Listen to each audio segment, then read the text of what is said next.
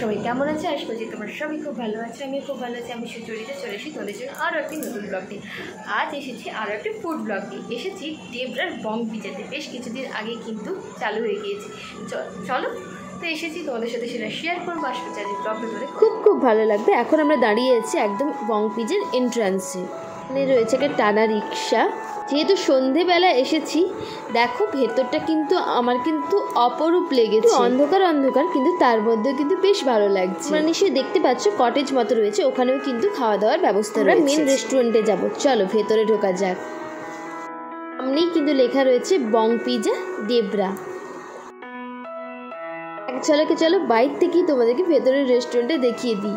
না ভেতরে তো ঢুকবোই। চলো এবার তাহলে ভেতরে ঢোকা যাক।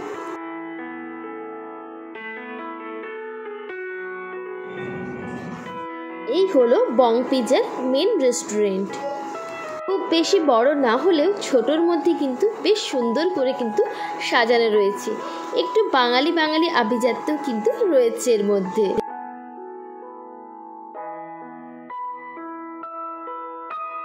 আর ডেকোরেশনের থিমটা রয়েছে একদম গ্রাম বাংলার থিম রয়েছে। দেওয়ালের দুই সাইডে রয়েছে বাউল আর বাউলিনী। টেবিলে বসা মাত্র কিন্তু চলে এসেছে আমাদের কাছে মেনু কার্ড।